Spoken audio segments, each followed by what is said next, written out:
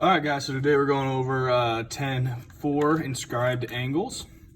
Inscribed angles, an inscribed angle has a vertex on a circle and sides that contain chords on the circle. In circle C, angle QRS is an inscribed angle. An intercepted arc has endpoints on the sides of an inscribed angle and lies on the interior of the inscribed angle in circle C. Minor arc QS is intercepted by angle QRS. There are three ways that an angle can be inscribed in a circle. In case 1, center P is on a side of the inscribed angle. In case 2, center P is inside the inscribed angle. And in case 3, the center P is in the exterior of the inscribed angle. For each of these cases, though, this theorem holds true here. So inscribed angle theorem is if an angle is inscribed in a circle, then the measure of the angle equals 1/2 the measure of its intercepted arc. So angle 1 equals 1/2 of the measure of angle or arc AB, and arc AB equals 2 times the measure of angle 1. Two inscribed angles that intercept the same arc of a circle are related. So if two inscribed angles of a circle intercept the same arc or congruent arcs, then the angles are congruent. So angle B and angle C both intercept arc AD, so angle B is congruent to angle C.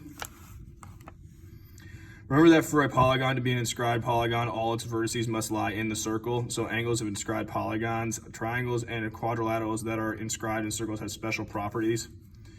An inscribed angle of a triangle intercepts a diameter or semicircle if and only if the angle is a right angle.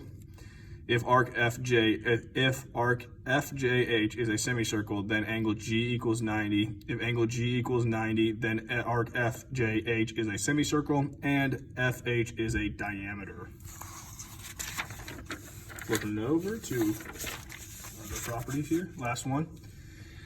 So while many different types of triangles, including right triangles, can be inscribed in a circle, only certain quadrilaterals can be inscribed in a circle. If a quadrilateral is inscribed in a circle, then its opposite angles are supplementary.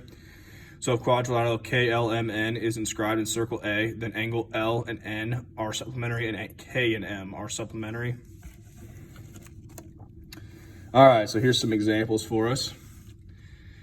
Find the measure of angle B. So we're trying to find this guy right here. And again, we're using that formula that we had before. That is, the angle is 1/2 of the arc. So 1/2 of 60 will equal 30 degrees. And then with the angle, again, the arc is twice as much as the angle. So we do 2 times 63, which is equal to 126 degrees. For the measure of WX, we're gonna have, we're trying to find this side right here. This one. All right, we're not trying to find this one, but to find this one, we got WY. Is what that one is. It'll be twice as much as 57. So that would be 114 degrees. So to find out this guy, we do YX. Arc YX will equal arc WY plus arc WX. And we know that this is a semicircle here, okay? So the arc YX is gonna be 180. Arc WY we just found is 114. And then we can solve for arc WX, which is what we're actually trying to get. So I just subtract 114 from both sides, which is 66 equals arc WX. That's degrees. All right, so in this one, the diagram shows how light bends in a raindrop to make the colors of the rainbow. If ST is 144, what is angle R? It is 1/2 of 144, which is 72 degrees. For number 5, we're trying to find angle H. All right, we have these two angles here. Our theorem states that these will be congruent. So X will equal 2X minus 54. I'm gonna subtract 2X from both sides. So I get negative X equals negative 54. I'll divide by -1 on both sides to make that X. equals 54. Same thing here. We have these two angles are going to be congruent. So I have x plus 24 equals 3x. Subtract x from both sides. So I get 24 equals 2x. Divide by 2. So 12 equals x. All right. Now these down here, find each value. We're trying to find angle R. So we have angle R here, and we have, this is gonna be 90 degrees right here, angle Q. So we're gonna have 90, well, so 180, but I'm gonna subtract the 90 out automatically. So these will be, these will have to add up to 90. So 90 will equal 3x plus 1 plus 7x minus 1.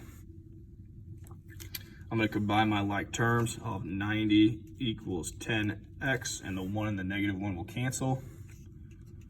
Divide by 10, so 9 equals x.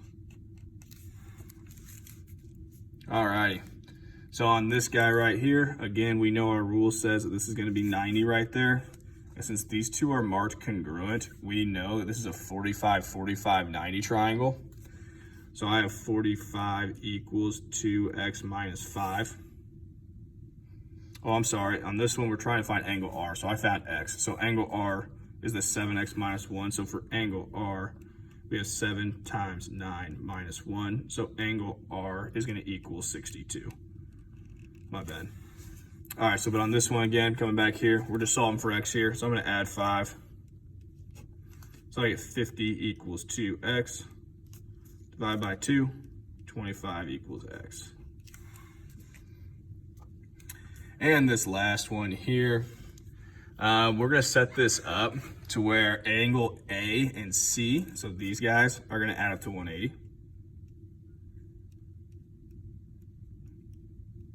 Okay, so I'm just going to plug those things in so we can solve for x, because I'm finding angle C and D here.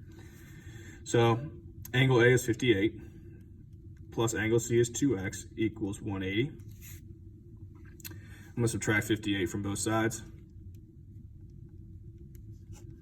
So I get 2x equals 122. Divide by 2, so x equals 61. So that means angle C will then equal 122.